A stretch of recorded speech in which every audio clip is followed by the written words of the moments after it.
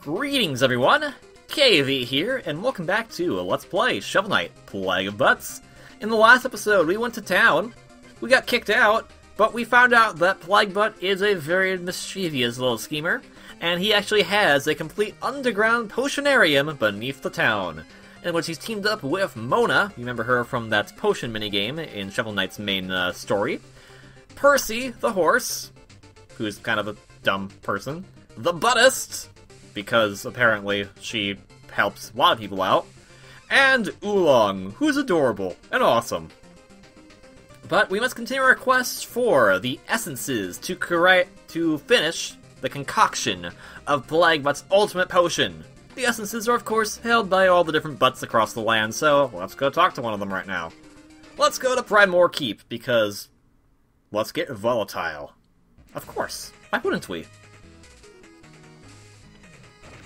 So as we begin the stage off, you notice that pretty much again, it is pretty much very similar, if not usually verbatim, for how a lot of Shovel Knight's stage is. With the minor exceptions of cipher coins here and there, and a few enemies in different areas, maybe a few obstacles as well. It is kind of very unique because the changes are either very drastic, but you can't tell because there's a lot of parts that you're like, oh yeah, I remember that from Shovel Knight's stage. But you're not always 100% sure, so there's a lot of subtlety to it as well, the different changes that are in the game, or in this mode rather, which is just so really fantastic in all honesty, very good detail. With the bait bomb we got last time, we can use that as a fishing line to get whatever the heck's down here, which usually is pretty much almost always a tonic. You don't get any fun, fancy triple fish out of here, there's no ichors or anything like that, so usually it's not really worth your time to use the bait bomb, but we'll use it anyway, because we'll see sparkly spots, and why the heck not? They're sparkly. We've got to check the sparkly spaces out. I will say, King Knight's theme, in the Lair of the Usurper, I believe the track is called, I'll probably correct myself, that is wrong. I didn't really like this track at first, I didn't hate it, but it never left a big impression on me, but it's really gotten stuck in my head lately. It's a really good song. Kind of revisiting this game, you kind of realize that even the music you didn't like initially, you kind of go oh yeah, this is actually really, really good. You kind of just really learn to fall in love with the game over again, I suppose. Now, here's a major difference, other than this guy's a jerk. I love fighting these guys because you just kind of keep pelting them, and they kind of just, eventually just kind of give up. That's amazing. But I believe if we were to pull up a similar screen to how it was in Shovel Knight, which I'm not going to do, this ladder didn't exist. Besides, Shovel Knight couldn't reach this anyway. Plague Butt can, though, so here is a unique Plague Butt section of the stage. That I got killed on. Oh, that's gonna be fun. Oh yeah, his money bags are different colors as well, which is pretty awesome. That's pretty hilarious. It's here's a new section. Runs into spikes by accident. All right, bye-bye. Go away. In fact, I don't even need to kill you. Well, I killed you anyway. I do like this float burst. Very, very handy. Okay, anywho's. So, Plague Butt in every major stage, every Order of No Quarter stage, there's a secondary area for Plague Butt to explore that was not available to Shovel Knights or Butt Butts. These all contain a very special thing that you'll need to pick up if you want to be getting any of the rest of Plague Knight's Arcana. I mean, you could still get it at different routes, but that route costs money, whereas this route is completely free, 100% free. You do not need to use any money for whatsoever to get any of his Arcana, if you know where to look. So, I'm gonna kill you. I'm going to miss. There we go. And... Die. Haha! Let's get that cipher coin, because it's there, it's pretty easy to get. Jump up. There we go. And here we are! Look! A giant chest! It's not blue, though, so I wonder what's in that chest. I remember if we were playing as Shovel Knight, Butt Butts, blue chests usually meant a certain character would appear, but what about regular colored giant chests? Let's find out! Inside we got The Flare Wand! Oh yes, the relic that Butt used in his quest that's apparently worthless to us, so maybe someone else wants this rubbish. We don't need it. We have potions, we have jumping, we don't need this. It's garbage. It's garbage. These relics are complete garbage. Anything you knew about those amazing relics that you played with in Shovel Knight's campaign, story mode? Nope, they're terrible. They're worthless. They're worthless things. But you know, maybe we can pawn them off on somebody. Maybe we can do a even trade of some sort, And another thing about those secret paths of Plaguebutt is that they are pretty much completely optional, as here it is right there. That's where we came in. So they are actually detours out of the main stage, so if you don't want to be going for them, you don't have to. But I think it's best, in our best interest that we do, especially because they usually hide a lot of Cypher coins in those paths anyway, and we want to get as many of those as possible. And I'm not going to even bother with that, because I know it's just going to be probably a worthless tonic. And we don't need any, because I have 5 right now, which is our max. There used to be platforms here. They're gone now. Oh, This is a bit of a perplexing situation. Aha! Of course. Oh, hey look, a blue chest. In Butt's campaign, that meant a certain character would appear. Will he make his return?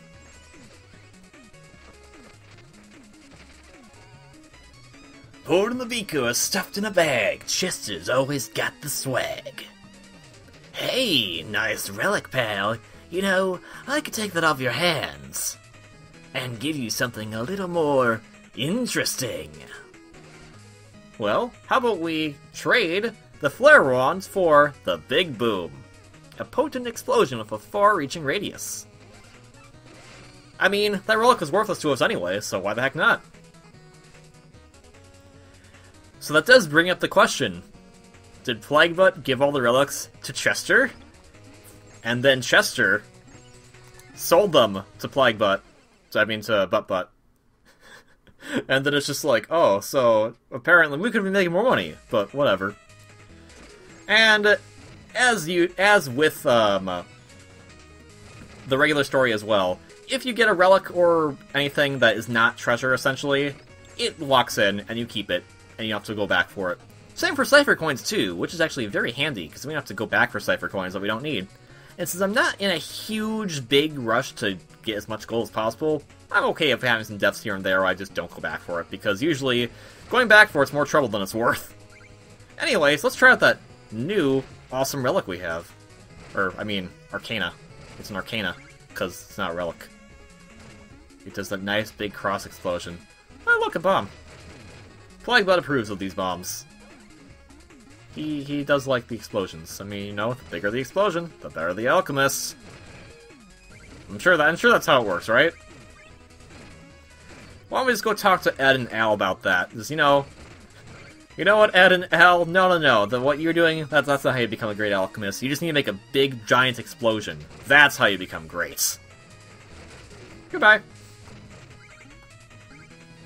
I do really like the sky in the stage and everything. There's a lot of about the stage that I kind of really learned to love when I was playing through this game again as Plaguebutts. Anyways, let's get some more of this lovely gold and be on our merry way to marry wherever the heck we are.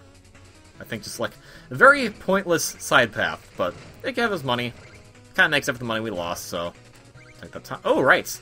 So if you actually have full tonics, you won't actually pick up a tonic. You'll just kind of stay there. Which gives you incentive to use your tonics, actually. I do like that.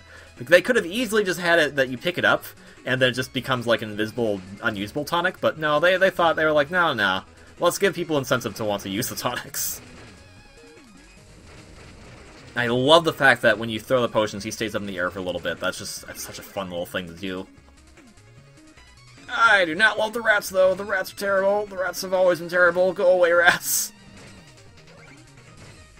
Let's get some more of these Cypher Coins. That's why I love the float bursts. Just go to these pits and not have to worry about anything. I believe there is some stuff back here, but I don't remember if it has Cypher Coins or not. This might, because sometimes you'll go to areas that you remember from the main story, and you'll be like, oh, okay, maybe this has special stuff for me, but sometimes it might not. So it kind of is the main issue, not issue, but kind of like the main trickery of this mode, in which even if you know like every single pathway to go, it might still not be the right way, or like at least not, it might not yield you anything decent. And like, as far as gold goes, I can figure out how to get gold pretty easily. What I want are cipher coins, and there's no cipher coins here, then this area is completely pointless. And that's exactly what it is, which is very, very interesting, I feel. I'm not, it's, yeah, there's on one hand, like, oh, I wasted time coming over here, but, I mean, you still got some gold and stuff. It is also kind of interesting that it's, like, because they have a set limit of how many coins there are, of where they place them. I think that's very, very cool, actually. Anywho's, down we go.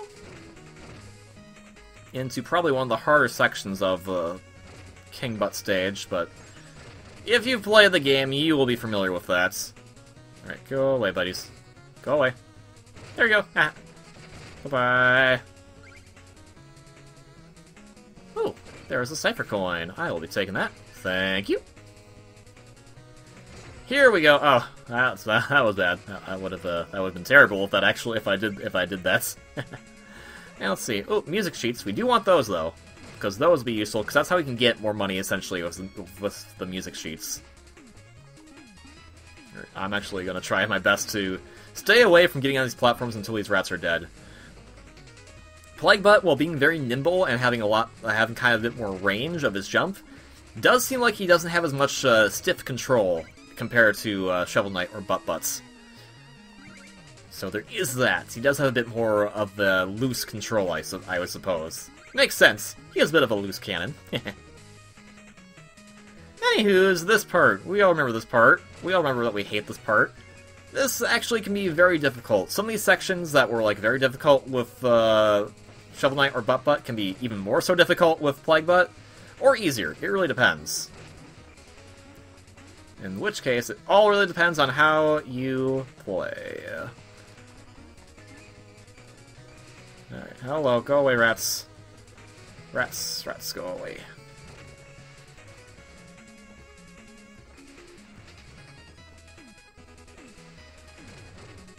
Jump. Alright, and...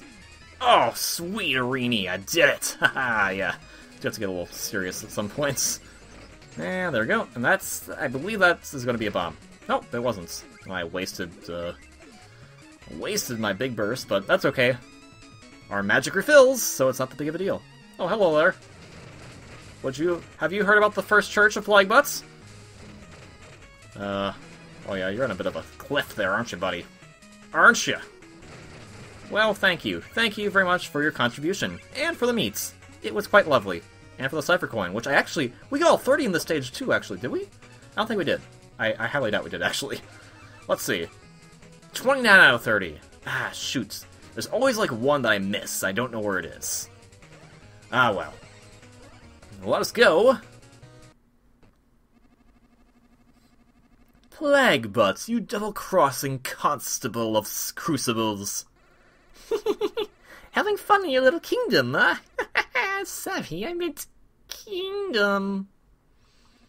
Oh, this lavish lifestyle is in my blood, peon. A bask in the glimmering grace of true monarchy. As the embodiment of opulence, I demand tribute. Let's have that essence. I think that'll... I think I'll take that nice crown, too.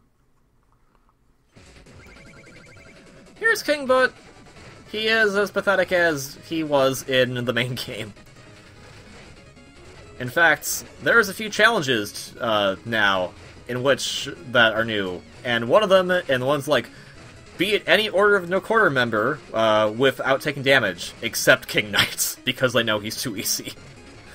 Yeah, so we're just, yeah, whatever. He's taken care of. There really is, like, honestly, there's no big deal to him. And so, the essence is ours! King Knight's essence, and not to confuse things, essences aren't their soul. He's still alive. He just has, like, some kind of, like, thing attached to him that we extracted, I guess. I'm not quite sure what the deal with it is. But, here we are back at our main base. And we'll drop the essence into the dynamo decanter.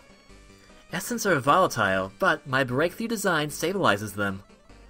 Once the essences are all distilled together, if my research is correct, then we can craft the ultimate potion. Kingbutt's essence is ours, and I discovered that his crown isn't real gold. I knew it, pretender indeed. Well, let's get down to business then. So what are we working on?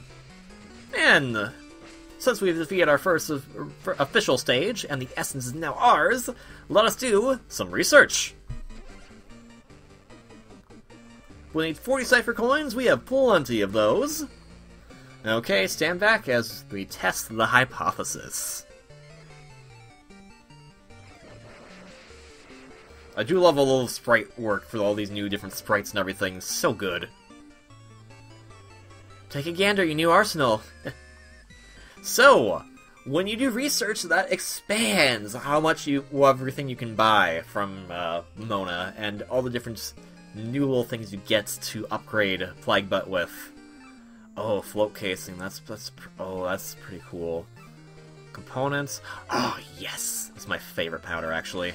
We're taking that. And let's see, anything else I can buy right now? The thing is that they are a bit expensive, so you need to be getting your gold, your bang for your buck. But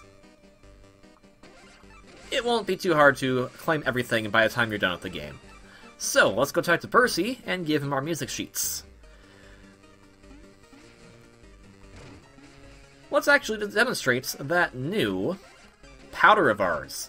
Powder is how the bomb explodes, and I love the component power. Here's how it works. It makes a little pink cloud, but if you have 3 go together, it actually makes a nice big burst. It's very, very fun and very handy. Brilliant! You've brought a sheet of paper, 500 gold for your trouble. Shops, flats, time signatures. What's all this? I'll try on the back. Oh, I nearly forgot, as promised, a fitting reward. A romance tip for Sir Percival. Gently stroke her hair as you tenderly feed her some oats. Move slowly. Don't spook her. Is that really all there is to it? Well, he is a horse. And if you had missed any arcana within the main stage, this guy would have told you. Anywho's, that's all the time we have for this episode of Let's Play Shovel Knight, The Adventures of Butt, who's actually not in this game right now. We're playing Shovel Knight, Plague of Butts. If you like this video, please consider hitting that like button below. If you want to see more content from me, please consider subscribing. Did you know if you press down, he does a cool little duck thing? It's fun. This game is available on a variety of platforms. It'll be available on more in a physical capacity very soon. Please give it a pick up if you have not already. Give Yacht Club Games your support and love because they have worked very hard on this. And thank you again to all the Kickstarter backers that made this game possible. Because you guys backed a really good one. Anywho's, hope you're having a great day and I shall see you on the next one. Until then. Ciao.